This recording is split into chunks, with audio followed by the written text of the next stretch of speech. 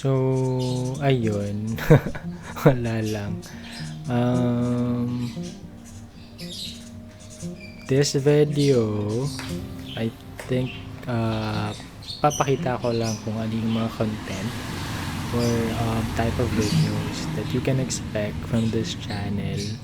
Kaya ano lang siya, sobrang random. This year, lalo na to. Parang 5 years ago pa ata to. I was recording a video for an office project or something. Yan.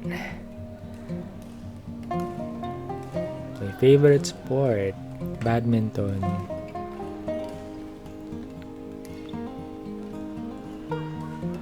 So yan, I'm a left-handed. More videos of me playing badminton.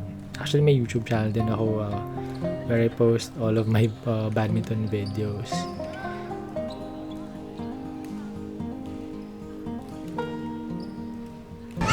Sample yan. Super proud ako sa game nila. O sa point na to, kahit hindi kami nanalo.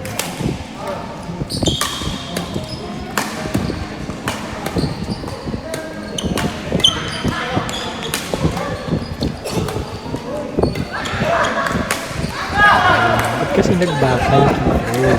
At forehand. Sayang. But nice ka.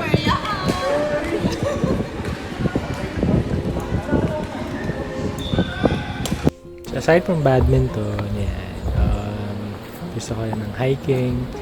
I started hiking, I think, 4 years ago. Ano siya, sinimulan ko siya as a birthday hike. Tapos, sabi ko quarterly. So hindi nagagawa. Pero niyan, yearly talaga. Sure yan, may birthday hike ako. I think ito yung last ko na hike sa Mount Daraitan.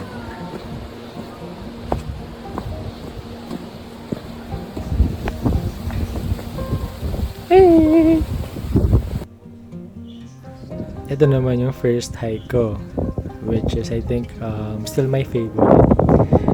Mount Bato Lusog sa Rizal. Parang gusto ko nga bumalik dyan eh.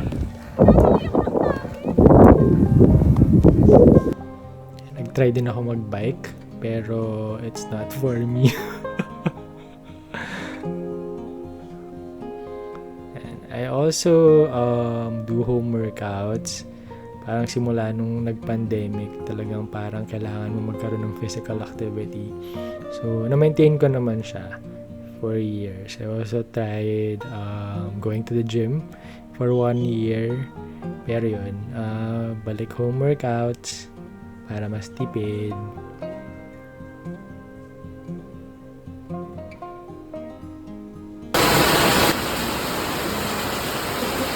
Video to.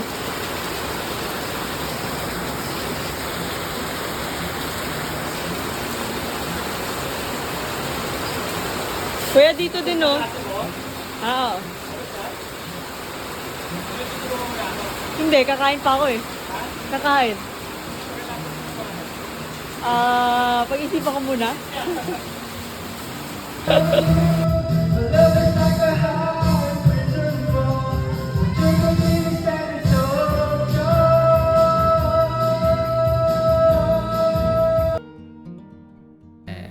Kapag naglilinis, I also like to lip sync to my favorite songs.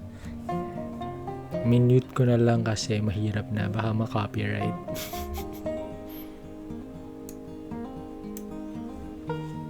Diba? Feel na feel. Kala mo naman marunong sumayaw. Ano lang, vibing lang, just vibing. And then last year, ayan, I also started a new hobby, painting. Ewan, parang magandang outlet siya ng ng creativity. In 2024 series ko, I called it Black and Yellow. So I only use 2 colors and then every month, kung ano yung emotion na dominant that month, yun yung tinatry kong i-portray sa paintings. Ayan. siguro magpo-post din ako ng vlog about that series. And then yung series din this year. So, ayun. Diba? Ang dami kapag nasa bahay ka lang talagang tayo mga naiisip gawin.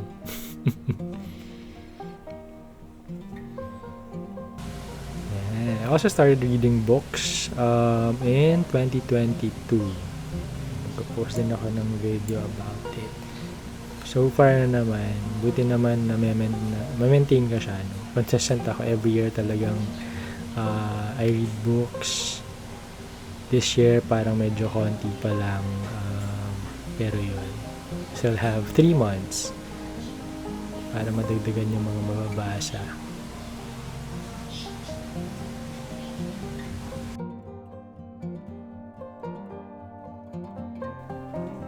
At syempre, ang aking mga anak. Hi.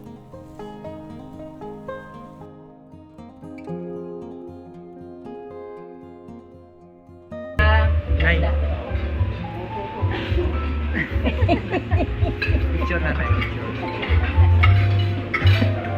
Kasi rin ako, barbero ng taon. Ako ang tagagupit sa aking butihing ina. Tagalinis ng kuko, tagalinis ng tenga, ganyan.